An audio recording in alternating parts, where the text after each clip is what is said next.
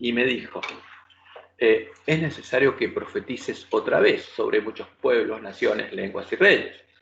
Ahora, ese pueblo tiene que profetizar. Entonces, ¿cómo va a profetizar? Tiene que predicar lo que está anunciado en la palabra de Dios, porque eso es lo que va a pasar cuando lleguen los días de la voz del séptimo ángel. Entonces, como dice Apocalipsis 7, sino que en los días de la voz del séptimo ángel, cuando él comience a tocar la trompeta, el misterio o el silencio de Dios se acabará, eso es lo que dice el original, porque Dios va a empezar a actuar, como él lo anunció a sus siervos los profetas. Ahora, pero alguien tiene que conocer qué va a pasar ahí para anunciarlo, y por eso tiene que comer nuevamente el librito y tiene que entenderlo, porque tiene que profetizar. Y Dios anunció lo que iba a pasar. Entonces, a partir del capítulo 11, sigue hablándole al mismo pueblo, al pueblo adventista. Y le cuenta lo que habría pasado. Entonces dice, entonces me fue dada una caña semejante a una vara de medir y se me dijo, levántate y mide el templo de Dios y el altar y a los que adoran en él. Entonces, ¿por qué? Porque justamente después que el librito del amor entre el pueblo adventista empieza el juicio investigador. Y Dios dice lo que se va a medir. Y solo se va a medir a los hombres que estén dentro del templo de Dios adorando en el templo. O sea, tienen que entrar, tienen que encontrar esa puerta y tienen que entrar, porque el que no entra no va a ser juzgado, porque Jesús no va a poder confesarlo como parte de la esposa. Y además tiene que ser vencedor para ser puesto en la mesa de los panes de la proposición. Y acá hay una sentencia muy clara, pero el patio que está fuera del templo, o sea, el que no entró al templo, dice, no lo midas, déjalo aparte. ¿Por qué? Porque esos no van a ser juzgados ahora. Su nombre va a ir al milenio, porque los impíos no son confesados por Jesús en las bodas, porque ha sido entregado a los gentiles. O sea, los gentiles estarían en el atrio del templo, y ellos son los que hollaron y hollarán a la ciudad santa 42 meses. O sea, en la historia, cuando la iglesia primitiva era el templo de Dios, era la ciudad de Dios, fue hollada por los gentiles durante 42 meses, por 1260 años, que persiguieron al pueblo de Dios hasta echar por tierra el lugar santuario de Dios y la verdad. Y eso se va a repetir. Ahora, estos 42 meses tienen un antitipo, pero ahora en días literales, porque el fuerte pregón también son 42 meses o 3 años y medio. Y dice Jesús, y daré a mis 2 testigos que profeticen por 1260 días vestidos de silicio. ¿En manos de quiénes? De los miembros de la iglesia primitiva. Pero estos 2 testigos tienen que profetizar de nuevo en manos del pueblo que tiene que profetizar de nuevo. Ahora, y para eso tienen que estar vivos. Estos 2 testigos son los 2 olivos y los 2 candeleros que están en pie delante del Dios de la tierra. Si alguno quiere dañarlos, sale fuego de la boca de ellos y devora a sus enemigos. Y si alguno quiere hacerles daño, debe morir él de la misma manera. Estos tienen poder para cerrar el cielo a fin de que no llueva en los días de su profecía. ¿Dónde está la profecía? En las páginas de estos 2 testigos. Ahora, el pueblo adventista tenía que comer estos 2 testigos para profetizar de nuevo. Y tienen poder sobre las aguas para convertirlas en sangre y para herir la tierra con toda plaga cuantas veces quieran. Pero ¿qué habría pasado con ellos? Cuando hayan acabado su testimonio, la bestia que sube del abismo hará guerra contra ellos y los vencerá y los matará. ¿Quién anunció esto? Jesús. ¿Qué haría Satanás? Y la bestia. Los matarían. Cuando asesinaron al remanente de la iglesia primitiva y echaron por tierra el lugar santuario de Dios, terminaron de quemar a los ejemplares de la verdadera Biblia. ¿Pero qué quedaron? Sus cadáveres, la Biblia católica. Y sus cadáveres estarán en la plaza de la grande ciudad que en sentido espiritual se llama Sodoma de Egipto, y la gran ciudad es la Gran Babilonia. ¿Dónde los encontró Lutero? Ahí, lo que encontró Lutero y sacó, y que es la base de la King James, y es la base de la Reina Valera, o sea, el texto griego, que es el texto recibido, son los cadáveres, no es la verdad. Son los cadáveres, pues están muertos los 2 testigos. Entonces, pero Dios nos dice que eso es lo único que tendríamos, donde también nuestro Señor fue crucificado. Ahora, ¿y qué pasaría? Lutero saca esa Biblia. ¿Pero qué pasaría? Llegaría el tiempo, y este es el tiempo después de que al pueblo adventista el librito le amargó el vientre, y esto ocurriría en la última generación. Y dice, y los de los pueblos, tribus, lenguas y naciones, verán sus cadáveres, o los escudriñarán, los estudiarán, por 3 días y medio. este es el tiempo del mensaje Elías. Estas de las vírgenes se despiertan, arreglan sus lámparas, tienen que arreglarlas. ¿Pero qué van a ver? Verán sus cadáveres. Por 3 días y medio es el tiempo del mensaje Elías. Y no permitirán que sean sepultados. ¿Por qué? Porque van a arreglar sus lámparas. Y estos testigos, cuando las vírgenes hagan esto, van a resucitar. Pero mientras tanto, dice, los moradores de la tierra, o sea, los protestantes, se regocijarán sobre ellos y se alegrarán y se enviarán regalos unos a otros. ¿Por qué? Porque estarían uniéndose en puntos comunes de doctrina. Y para hacer eso tenían que dejar de lado la Biblia. Porque estos dos profetas habían atormentado a los moradores de la tierra. Porque ¿quién había profetizado y empezado a predicar el mensaje de los 3 ángeles? El pueblo adventista. Y Dios le había mostrado que esas iglesias habían caído. Pero, ¿qué pasa? Fíjense, los de los pueblos, tribus, lenguas y naciones, porque la iglesia adventista estaría en todo el mundo, se refiere a la iglesia remanente, verán sus cadáveres e investigarán sus cadáveres por 3 días y medio, arreglarán sus lámparas y no permitirán que sean sepultados. ¿Y qué pasa después de esos 3 días y medio? Es en el 11. Pero después de 3 días y medio, entró en ellos el Espíritu de vida enviado por Dios. Y resucitaron. Y ahora sí, esas lámparas arregladas se empiezan a iluminar bien. Y se levantaron sobre sus pies. Y el pueblo empezó a entender la verdadera profecía. Y entonces se empezó a preparar para profetizar de nuevo. Y cayó gran temor sobre los que los vieron. Como dice Daniel 11. Se atemorizó la bestia al oír eso. Noticias del oriente y del norte la atemorizaron. Y oyeron una gran voz del cielo que les decía, subid acá. Y subieron al cielo en una nube y sus enemigos los vieron. ¿Quién subió al cielo en una nube? Elías. Ahora, ¿quién va a subir encima del monte Sión? El pueblo de Dios. ¿Y qué va a tener en sus manos? Sus lámparas, los 2 testigos. Y van a estar con ellos en la cima del monte Sión. Entonces, ¿qué es lo que nos dice Dios? Miren, yo les dejé a los cadáveres, pero van a tener que investigarlos y estudiarlos, van a tener que arreglar sus lámparas. Y después de que hayan arreglado sus lámparas, los 2 testigos volverán a la vida y les van a iluminar el camino a la ciudad de Dios. Y por eso viene el fuerte pregón. Porque alguien se dio cuenta y los 2 testigos volvieron a la vida y ese pueblo empieza a profetizar de nuevo. Entonces, ¿cuál es el pueblo que investiga? El que tiene que comer de nuevo el librito y tiene que profetizar de nuevo. Eso es, hay una continuidad en lo que Juan ve en Apocalipsis 10 y 11. Ahora, el pueblo adventista es el que tiene que predicar. Y esos 2 testigos volverían a la vida en la mano de los 2 testigos, justamente del pueblo que comería e investigaría esos cadáveres por 3 días y medio. Pero después de esos 3 días y medio vuelven a la vida, ya no son cadáveres, están vivos. ¿Por qué? Porque ese pueblo arregló sus lámparas. Y eso es importante. Entonces, vamos un poquito al anexo que teníamos en la lección. ¿Qué pasó? Se me trabó. Ahora vamos a ver. Aquí está.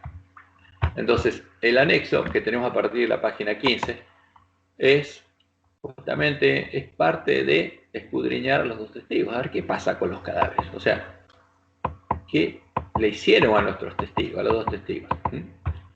Y eso tendremos que hacerlo para que los 2 testigos vuelvan a la vida. ¿Y qué pasa? Como en la mayoría de las doctrinas de Roma, la teología de la persecución, o sea, el conjunto de doctrinas que enseñan que Jesús le dio al Papa y a la Iglesia de Roma autoridad para definir doctrinas, autoridad para perdonar pecados y autoridad para extirpar la herejía de la Iglesia, atando y desatando en la tierra y en el cielo, tiene un claro soporte de las palabras de la Biblia católica. En la Enciclopedia Católica encontramos la definición y la justificación de la teología de la persecución. A ver, ¿qué es lo que pasa? Un católico cree que eso es verdad y está asustado y se somete a Roma porque le leen esos versículos y le dicen palabra de Dios. Ahora, ¿qué dice Roma? Justamente, ¿cuál es la teología de la persecución? ¿Y en qué doctrinas se soportan? Y a su vez, ¿en qué versículos se soportan esas doctrinas? Y dice Roma, siendo la herejía un veneno mortal, o sea, produce la muerte la herejía, dice, que se genera en el seno mismo de la Iglesia, debe ser erradicado. hay que erradicarlo, si es que desea que ésta viva, que la iglesia viva, por si no la herejía va a matar a la iglesia, dicen, y lleva a cabo su misión de continuar la obra salvadora de Cristo. Su fundador, o sea, Cristo, dice, que previó la enfermedad, también proveyó la medicina. O sea, dice, lo que hace Roma, se lo indicó Jesús. Toda la iglesia de, primero, la infalibilidad al enseñar. O sea, la iglesia es infalible, dice. ¿Y cuál es la iglesia? La jerarquía de Roma, no el pueblo. El oficio de enseñar corresponde a la jerarquía. La Iglesia docen, la cual bajo ciertas condiciones es el último criterio de verdad en asuntos de fe y moral. Entonces, cuando el Papa o la Iglesia Católica dice algo, no hay otro criterio de verdad. Están sobre la Biblia. Las decisiones infalibles también pueden ser tomadas por el Papa cuando enseña es cátedra, o sea, cuando se sienta en su trono y ejerce la cátedra de San Pedro, dice Roma. Y finalmente termina con la parte más, es la parte más terrible, dice el párroco en su iglesia, en su parroquia, o el pastor en su iglesia, porque esto lo toma literalmente la iglesia adventista, y a los pastores le están haciendo hacer esto. El párroco en su parroquia y el obispo en su diócesis tienen la obligación, o sea, están obligados de conservar inmaculada la fe del rebaño, o sea, tienen la obligación de extirpar la herejía. Al pastor supremo de todas las iglesias, o sea, porque dice, el Papa es el pastor también de la iglesia adventista. Se le ha dado el oficio de abrevar todo el rebaño cristiano, y por eso manda a sus sacerdotes a abrevar al pueblo adventista. De ahí que el poder de erradicar la herejía es un elemento esencial en la constitución de la iglesia. O sea, Jesús le dio el poder, no solamente el poder, sino la misión de erradicar la herejía de la iglesia. Y por supuesto, los cristianos que asesinaron, lo hicieron en nombre de Jesús. Por eso, para Roma, herejía es toda creencia que se oponga a la enseñanza del Papa y de la jerarquía de la iglesia. Y que el remedio a la enfermedad es extirpar la herejía que está en la mente del hereje. O sea, si hay un hereje es porque su mente se corrompió y la única forma de extirpar la herejía es eliminar al hereje antes que llegue a expandirse a otra mente. Y para lograrlo, justamente hay que extirpar al hereje. No solo de la iglesia, sino del mundo de los vivos. O sea, hay que extirparlo para que no pueda corromper a la iglesia. Esa es la doctrina de Roma. Y eso hicieron.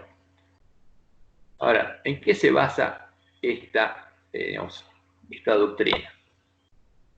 Y se basa, como lo dice Roma, en la autoridad que le dio Jesús supuestamente a la iglesia de Roma. Entonces, en el catecismo romano, Roma sostiene y enseña que Jesús le dio a Pedro y a su sucesor, el Papa, junto al colegio de los apóstoles, representados por concilios de la iglesia, ¿no?, autoridad para atar y desatar en la tierra y en el cielo, incluyendo la ley moral, y le dio autoridad de establecer y enseñar doctrina.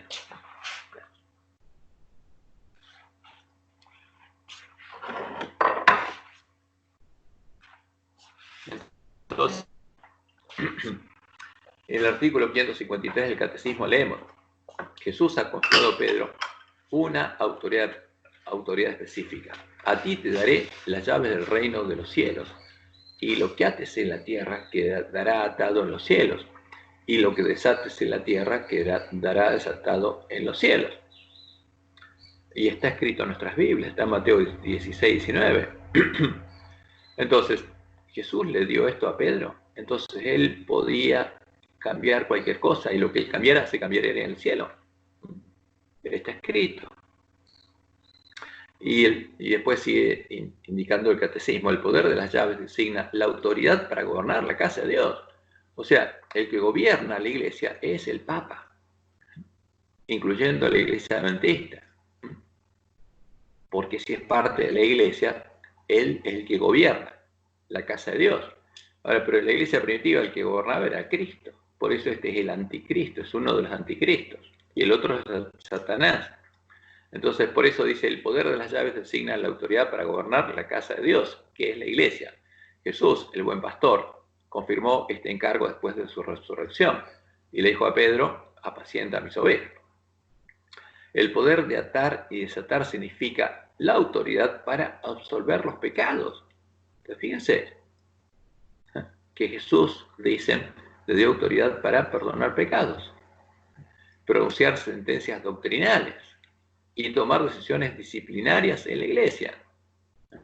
Jesús confió esta autoridad a la iglesia por el ministerio de los apóstoles, en Mateo 18:18, y particularmente por el de Pedro, el único a quien él confió explícitamente las llaves del reino. Y fíjense, todos estos versículos están en la Biblia y dicen lo que dice Roma exactamente. El artículo 881 dice lo siguiente: el Señor hizo de Simón, al que le dio el nombre de Pedro y solamente de él, la piedra de su iglesia. Justamente por esto es el anticristo, porque la piedra del ángulo es Cristo mismo. Le entregó las llaves de ella. Mateo 16, 18 al 19. Lo instituyó pastor de todo el rebaño. En Juan 21, del 15 al 17. Está claro que también el colegio de los apóstoles, unido a su cabeza, recibió la función de atar y desatar, dada a Pedro.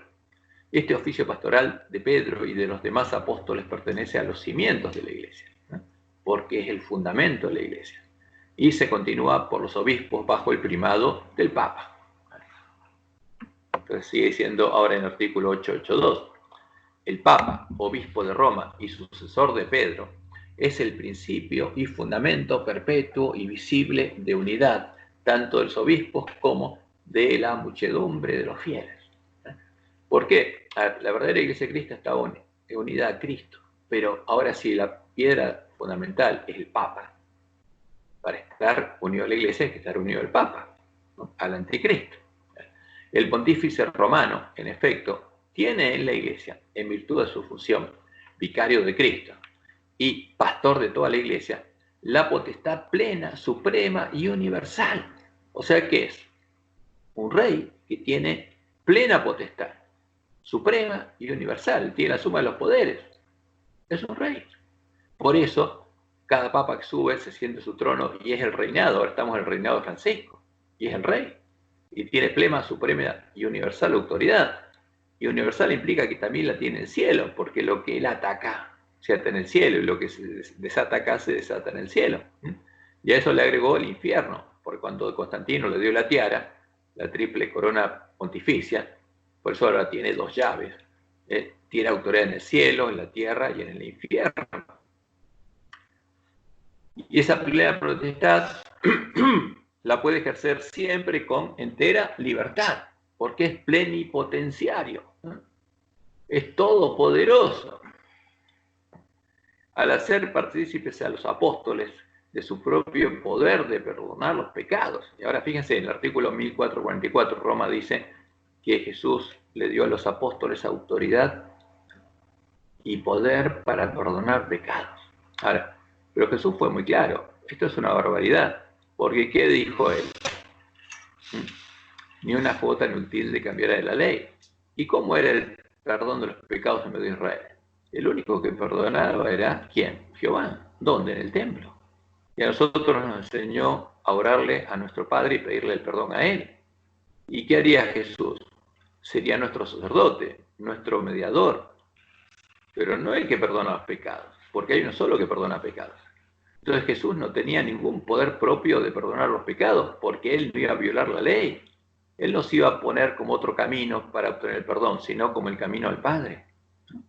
Y esto es un invento de Roma, para justificar que a los sacerdotes paganos, que a los paganos les perdonan los pecados, ahora la Iglesia Católica perdona pecados. Entonces, al hacer partícipes a los apóstoles en su propio poder de perdonar pecados, el Señor les da también la autoridad de reconciliar a los pecadores con la Iglesia.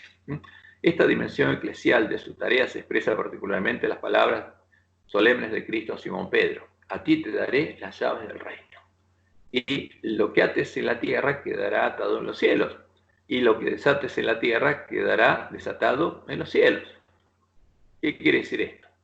Ahora, si se refiere a las personas, se refiere que el Papa tiene justamente poder de escribir y de borrar el libro de la vida.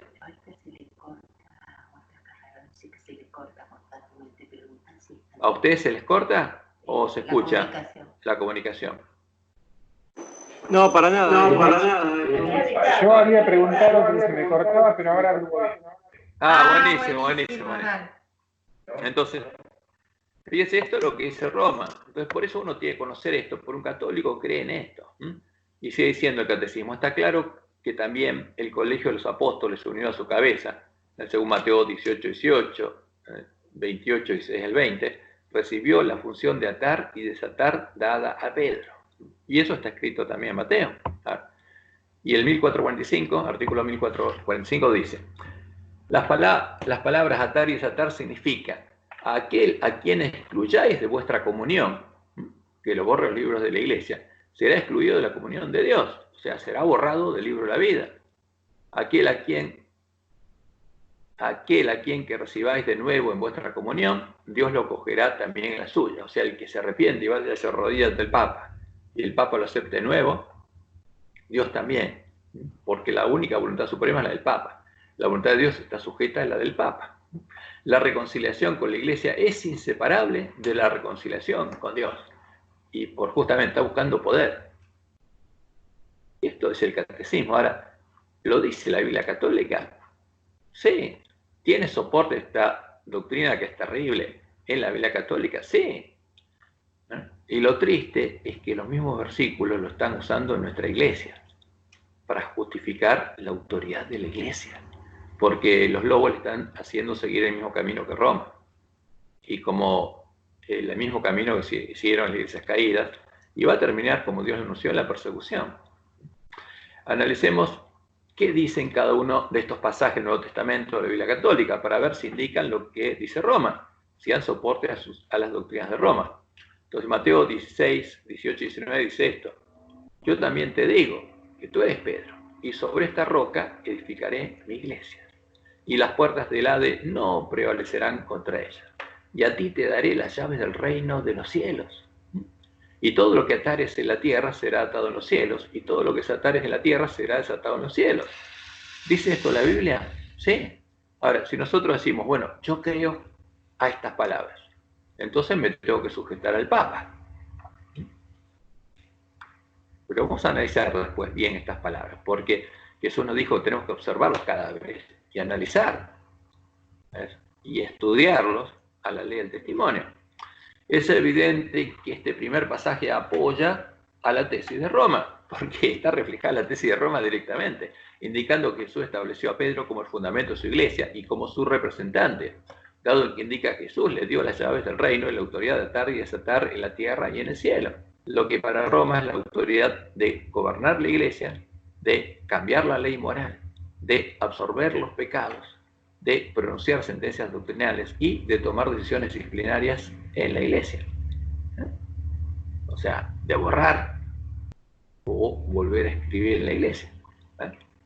Ahora vamos al segundo párrafo, que está en Mateo 18, del 15 al 19. Porque estos son los versículos que, evidentemente, cuando lo analicemos, son los agregados en la Biblia. En este caso son agregados. En otros versículos los cambiaron y agregaron palabras en medio de los versículos. Pero aquí todos, aparentemente, es un agregado entero. Entonces, ¿qué dice acá?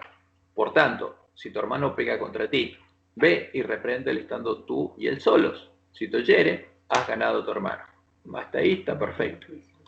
Más, si no te oyere, toma aún contigo a uno o dos, para que en boca de 2 o 3 testigos conste toda palabra.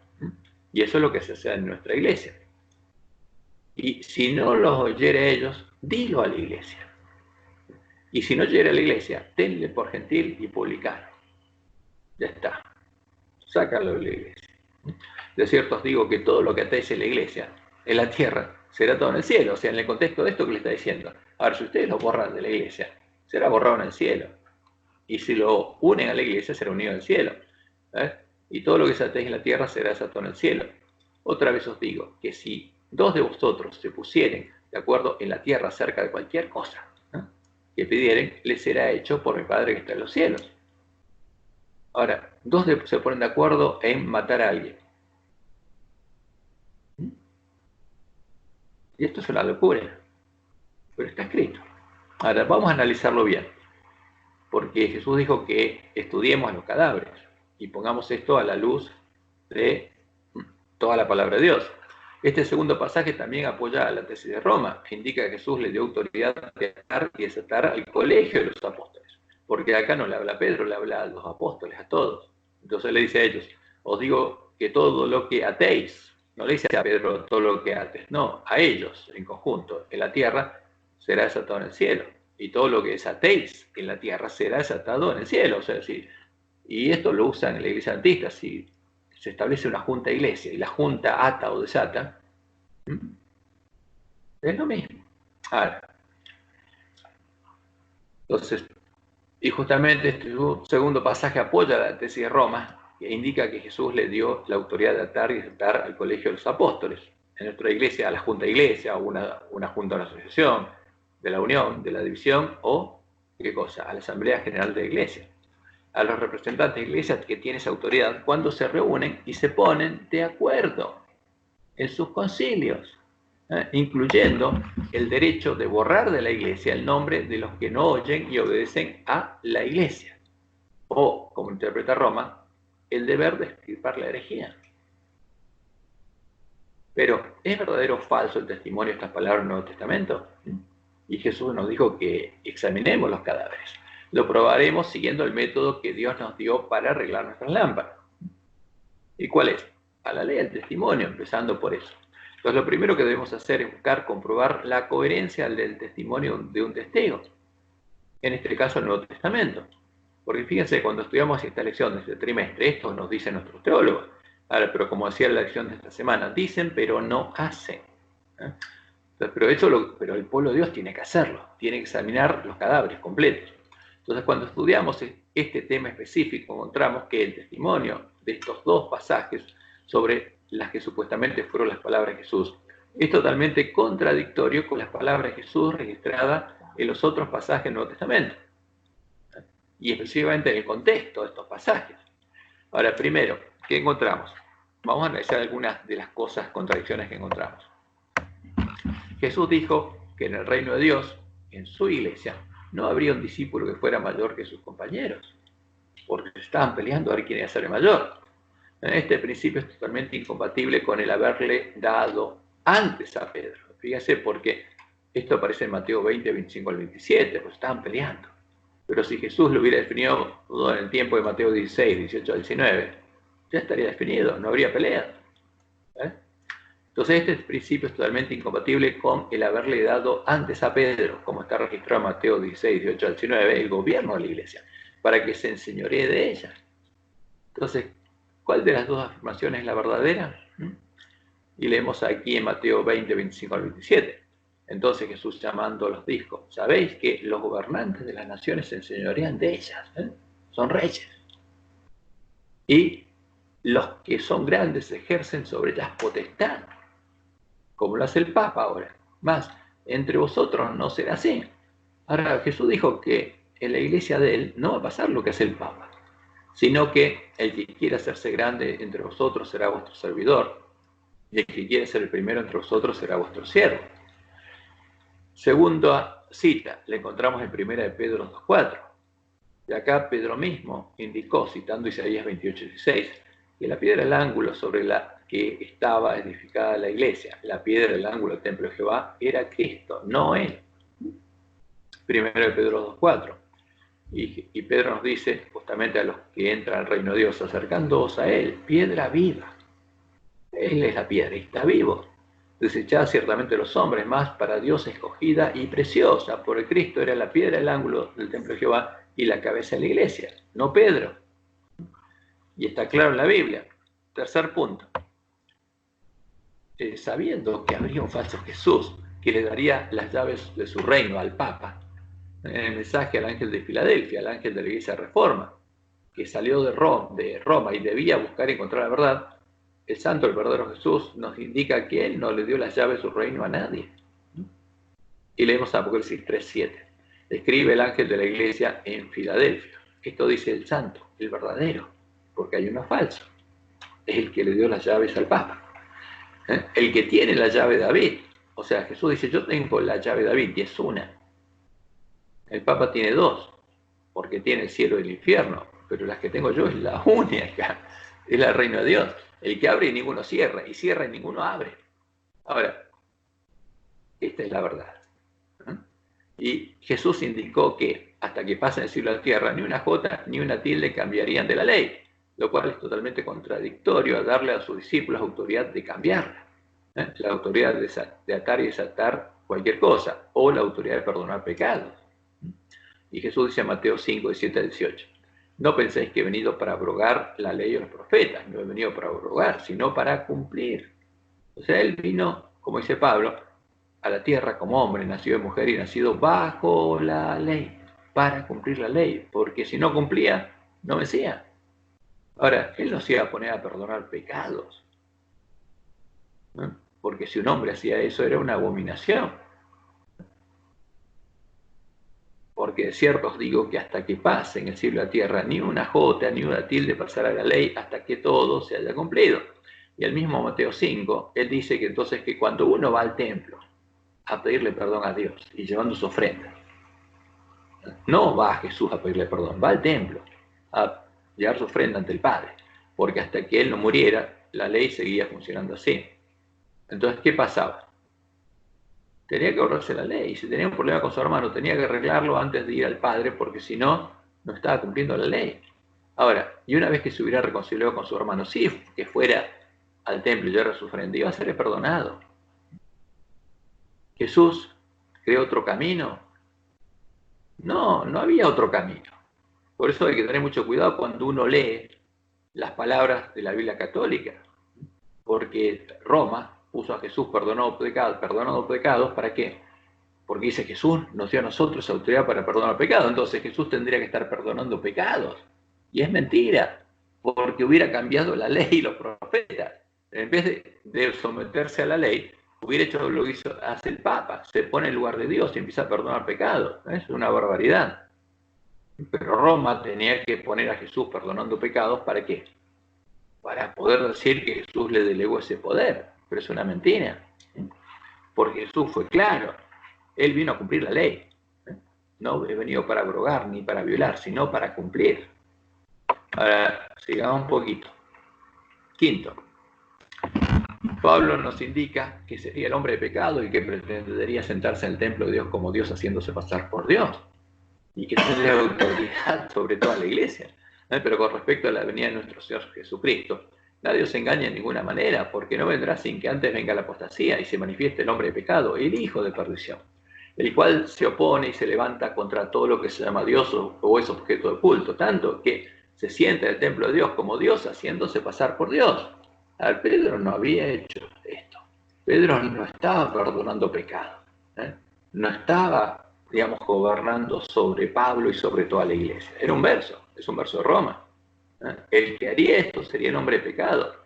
Por eso cuando Dios nos dice que escudriñemos nuestras lámparas, nuestras Biblias, porque son los cadáveres, y nos da el método para que el testimonio sea correcto, la luz sea correcta, cómo arreglarlas para que su luz alumbre correctamente, poniendo en conjunto el testimonio de los dos testigos, a ver qué es lo que dicen sobre un tema, y el testimonio coincidente de los dos testigos es la verdad. Y cuando nos fijamos en el testimonio del otro testigo en el Antiguo Testamento, vemos que su testimonio también nos indica que Dios no cambiaría la ley, que la ley fue dada a todo Israel, incluyéndonos a nosotros. Y en él encontramos la orden de no quitar ni agregar las palabras de Dios. En el Antiguo Testamento encontramos el mismo testimonio de las palabras del Nuevo Testamento que contradicen abiertamente a la supuesta autoridad que Jesús le habría dado a Pedro y al Colegio de los Apóstoles, la autoridad que invoca a la Iglesia de Roma.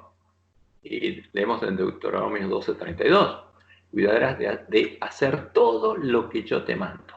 No añadirás a ello, ni de ello quitarás. Nadie tiene autoridad de quitar ni agregar, de atar ni desatar. Porque si quita, desata la ley. Nadie tiene esa autoridad. Y en Malaquías 4:4, hablándole a la última generación, Dios nos dice que hasta la última generación ni una jota ni un tilde habría cambiado. Acordaos de la ley de Moisés, mi siervo, al cual encargué en Horeb ordenanzas y leyes para todo Israel. Esa ley es para nosotros. El Papa no tiene ninguna autoridad. ¿Sabes? Entonces en el Antiguo Testamento también encontramos el anuncio de la obra que haría el hombre de pecado, que buscaría cambiar los tiempos y la ley, y echaría por tierra la verdad. Obra que realizó el Papa, el hombre que se dice ser el sucesor de Pedro, el representante de Cristo, invocando la autoridad que Cristo le habría dado a Pedro en los pasajes que analizamos en la Biblia católica. Esta supuesta autoridad es la que usó, siguiendo las órdenes de Jesús supuestamente, para embriagarse de la sangre de los mártires de Jesús. ¿Y qué dice Daniel 7:25?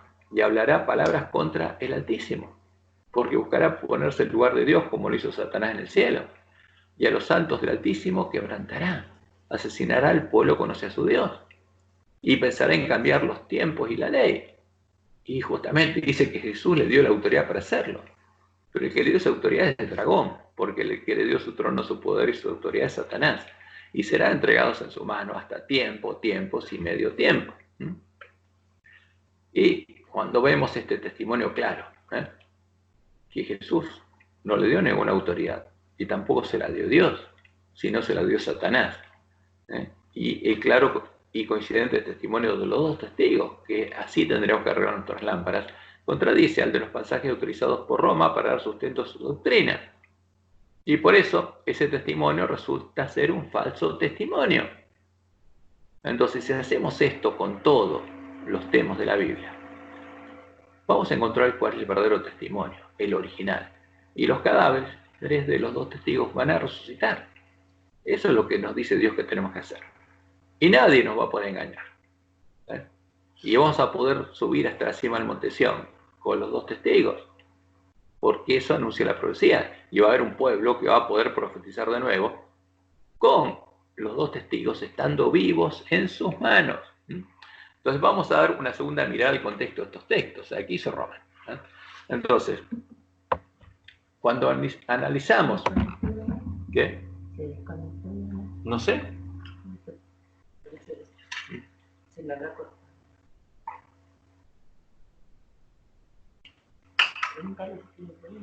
No, si no está conectado, no está conectado. Entonces, vamos a dar una segunda mirada al contexto de estos textos. Primero el inmediato y después en todo Mateo y después en toda la Biblia, porque eso tenemos que hacer. Fíjense, eso es lo que dice nuestra lección. El tema es, ¿lo hacen nuestros teólogos? No, porque no es el método que tienen para estudiar la Biblia, tienen otro.